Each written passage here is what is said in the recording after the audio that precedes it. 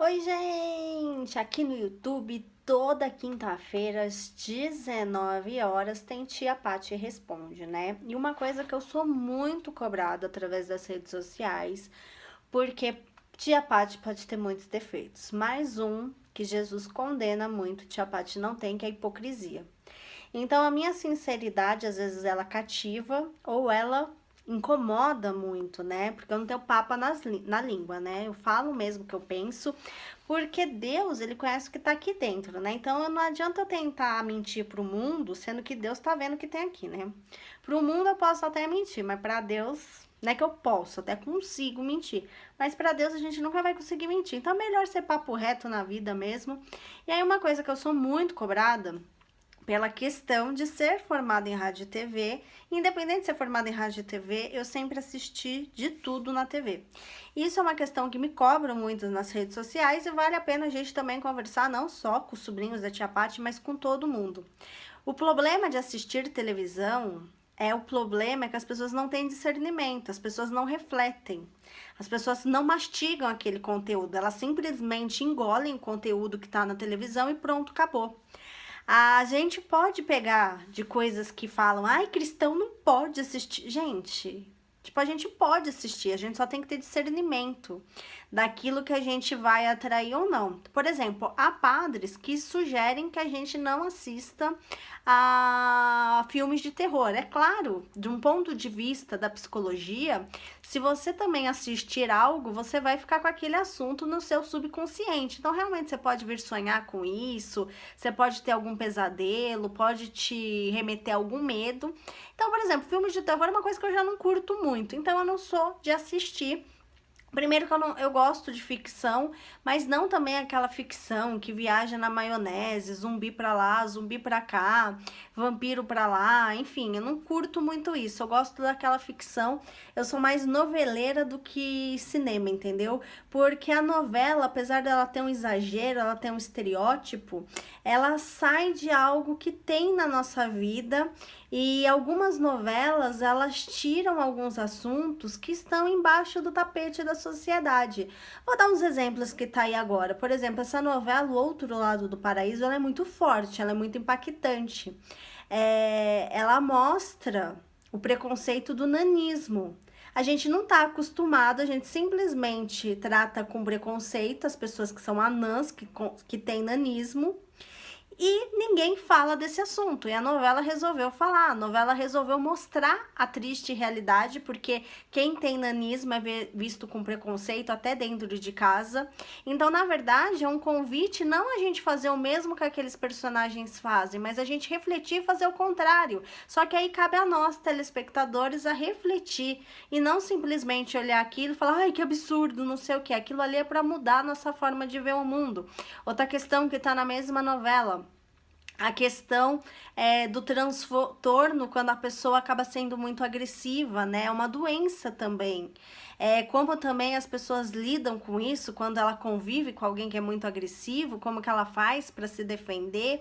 Então são alertas que geralmente a gente joga para debaixo do tapete. É claro que na novela às vezes é de uma forma mais aumentada, mas também não foge ali da realidade. Outro dia eu falava que lá na página do Facebook, facebook.com/, Vivendo para Iluminar, um senhor que entrou falando, oferecendo, propondo um casamento em troca de cidadania no exterior.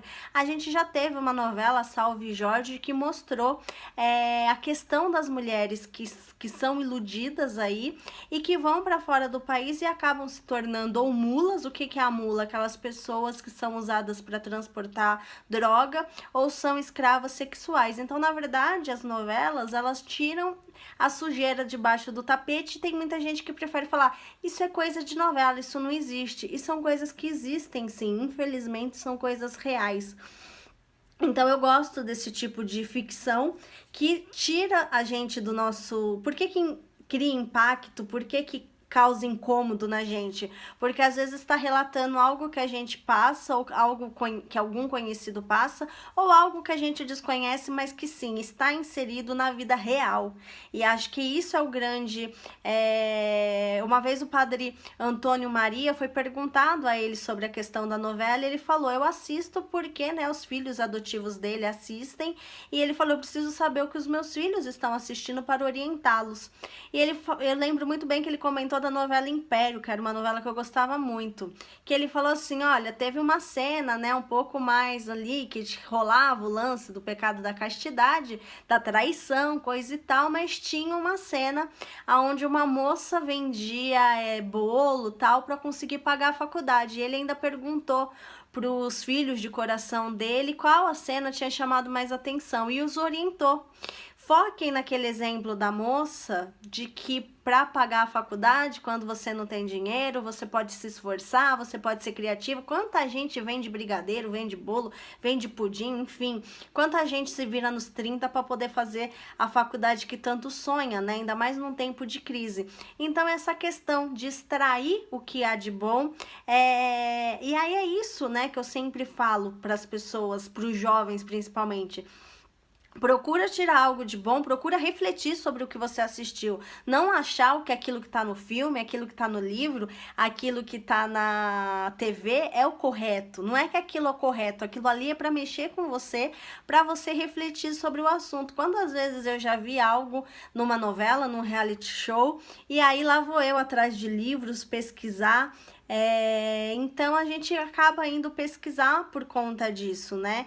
Então você tem que fazer essa pesquisa. Por exemplo, a gente teve a novela Novo Mundo, que tratava de uma forma diferente a história da proclamação do Brasil, mas é claro, ali tinha um estereótipo, né? Para início de conversa, Dom Pedro não era tão gatinho como Caio Castro, tá? Não vão pensando que é assim. E aí tinha toda uma questão que explicava alguns problemas que quando a gente estuda história, a gente nem conversa dos problemas psicológicos e por que tinha problemas psicológicos na família real, porque era muito comum naquela época primo casar com primo, e isso facilita alguns problemas, né? Então, por exemplo, Dom Pedro, na novela, mostrou bastante um problema de saúde que ele tinha. E aí eu comecei, com base nisso, a pesquisar sobre aquelas doenças, ou seja, eu extraí da novela o que me cabia, o que me interessava para crescer nessa área de estudos aí da neurociência. Estudar também a história do Brasil, né? Vocês sabem que a história da proclamação também passa pela história dos devotos de Nossa Senhora Aparecida, porque dias antes de proclamar a independência, Dom Pedro fez questão, sim, de passar com a sua tropa e pedir a intercessão de Nossa Senhora, né? Foi algo que a novela não relatou, mas é algo que a gente tem nos diários aí da família real. Então, que estão tudo guardado, né? Vocês podem ler isso em biografias que fazem parte da história dos 300 anos de Aparecida. Então, é muito saber tirar o que há de bom. Eu acho que o jovem, ele não tem que ser. Agora, por exemplo, igual a questão do filme de terror, você vai ficar com aquilo no seu subconsciente. Então, também assistir pornografia, e vão falar, então, tia, eu posso assistir... tudo lhe é permitido, mas nem tudo lhe convém. Você vai ficar com aqueles pensamentos na cabeça, né? Então, provavelmente, assistir pornografia vai te estimular a pecar contra a castidade. Então, por isso que não seria tão recomendado assim. Como eu disse também, o filme de terror vai ficar no seu subconsciente. Então, é claro que mas se a pessoa também não é obrigada a assistir o que acontece aí em todas as emissoras, mas eu acho também um papo muito chato. Eu sempre falo, cada um que cuide do seu controle remoto, porque acaba se tornando chato isso de um ficar cuidando do controle remoto do outro e ficar atacando a pessoa porque assiste isso, porque assiste aquilo, porque vai muito da percepção de cada um. Eu sempre oriento muito essa questão, bato na tecla dessa questão do discernimento, que sempre foi uma questão que eu aprendi desde a infância, e também aprendi logo, nos primeiros dias de aula na faculdade de rádio e TV, o meu professor falou assim, reflitam sobre tudo que assistir. Não comprem como verdade tudo que vocês veem. Pesquisem, reflitam. E eu acho que isso é muito importante. Isso também serve para quando for compartilhar algo nas redes sociais. Vejam se realmente aquilo é verdade, né? O conteúdo das redes sociais, muitas vezes, eu acho muito mais perigoso do que o que tá na TV. Outra novela aí, A Força do Querer, mostrou pra gente, ela era muito criticada, A Força do Querer, mas ela mostrou de uma forma aí, né, mais romântica, o que se vive no Rio de Janeiro em referente ao tráfego de drogas.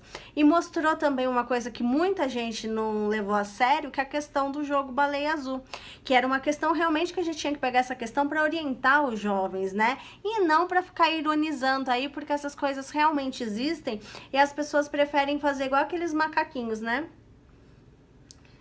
Fingir que os problemas não existem. Então também as pessoas precisam acordar e saber que sim, existem os meios de comunicação para isso, para cutucar aí o que está embaixo do tapete e não para a gente descer isso goela abaixo, mas para a gente refletir e poder mudar algo na nossa vida. Eu sempre assisto televisão dessa forma, tirando alguns pontos que me cabem, para depois pesquisar mais a fundo, para saber o que acontece de verdade ou não.